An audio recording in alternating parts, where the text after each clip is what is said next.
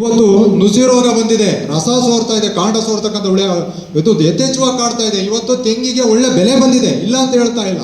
ಆದ್ರೆ ಇವತ್ತಿನ ಬೆಲೆಗೆ ನಮಗೆ ಫಸಲೇ ಇಲ್ಲ. ಒಂದು ತೆಂಗಿನ ಮರದಲ್ಲಿ ಎರಡೆರಡು ಕಾಯಿ ಇವೆ, ಒಂದು ಮರದಲ್ಲಿ ಇಲ್ಲವೇ ಇಲ್ಲ. ಕಾರಣ ಏನಪ್ಪಾ ಅಂದ್ರೆ ರಸ ಸೋರ ಹುಳುಗಳು ಜಾಸ್ತಿ ಆಗಿದೆ, ಜೊತೆಗೆ ನುಸಿ ರೋಗ ಜಾಸ್ತಿ ಆಗಿದೆ, ಅಕಾಲಿಕ ವೈಪರೀತ್ಯದಿಂದ ನಮಗೆ ಇಳುವರಿ ಕುಂಠಿತವಾಗಿದೆ. ಇಲ್ಲಿಯೇ ನಮ್ಮ ತೋಟಗಾರಿಕೆ ಇಲಾಖೆ ಅಧಿಕಾರಿಗಳು ಯಾವುದೇ ರೀತಿ ಒಂದು ತೋಟಕ್ಕೆ ಹೋಗಿ ಒಂದು ಭೇಟಿ ಕೊಟ್ಟಿಲ್ಲ.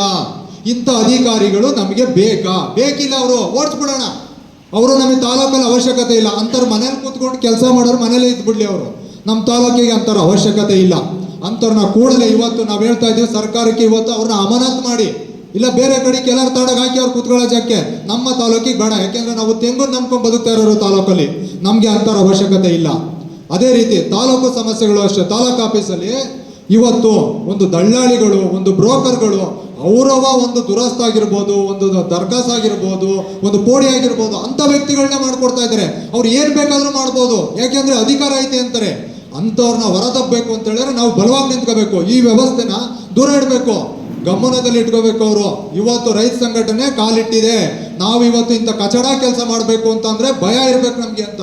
ಆ ಒಂದು ಭಯನ ಸೃಷ್ಟಿ ಆಗ್ಬೇಕು. ಅಂತ ವ್ಯಕ್ತಿ ಮುಂದೆ ಇವತ್ತೇ ತುರ್ತು ಕ್ರಮ ತಗೋಬೇಕು. ಇವತ್ತು KEB ಸಮಸ್ಯೆ ಅಂತ ಹೇಳಿದ್ವಿ, ಹಿಂದೆ ಒಂದು ಅಕ್ರಮ ಸಕ್ರಮ ಯೋಜನೆ ಅಡಿಯಲ್ಲಿ ನಮಗೆ ಟ್ರಾನ್ಸ್ಫಾರ್ಮ್ ಸಿಗ್ತಾ ಇತ್ತು. ಒಂದು 20,000 10,000 ಕಟ್ಟಿದ್ರೆ ಓನರ್ TC ಹಾಕಿಸ್ಕೋತಾ ಇದ್ವಿ, ಏನೋ ಜೀವನ ಮಾಡ್ತಾ ಇದ್ವಿ. ಇವತ್ತು ಬೆಳೆಯೋದೇ ಕಷ್ಟ ಆಗಿದೆ. ಇವತ್ತು ಟ್ರಾನ್ಸ್ಫಾರ್ಮ್ಗೂ ಒಂದು ಅಳವಡಿಸ್ಕೋಬೇಕು ಅಂದ್ರೆ 2.5 ಲಕ್ಷ ಬೇಕು. ಈ ವ್ಯವಸ್ಥೆಯಲ್ಲಿ ನಾವು ಜೀವನ ಮಾಡ್ತಾ ಇದ್ದೀವಿ ಅಂತ ಹೇಳಿದ್ರೆ ನಮ್ಮ ಪರಿಸ್ಥಿತಿ ಎಲ್ಲಿಗೋಗಿದೆ? ಯಾಕೆ ಈ ಪರಿಸ್ಥಿತಿ? ನಾವು ಸುಮಾರು ವರ್ಷ ನಮ್ಮಲ್ಲಿ ತೆಂಗು, ಇವತ್ತು ನಾಗಮಂಗಲ ತಾಲೂಕಲ್ಲಿ 75 ಭಾಗ ತೆಂಗು ನಾವು ಅಳವಡಿಸ್ಬಿಟ್ಟಿದ್ವಿ. ನಮಗೆ ಶಾಶ್ವತ ಒಂದು ಕೊಬ್ಬರಿ ಖರೀದಿ ಕೇಂದ್ರ ಬೇಕು ಅಂತೇಳಿ ಸುಮಾರು ವರ್ಷಗಳಿಂದ ನಮ್ಮ ಹೋರಾಟ. ಯಾಕೆ? ನಮಗೆ ಎಲ್ಲೋ ಹೋಗ್ತಿದ್ವಿ, ಎಲ್ಲೋ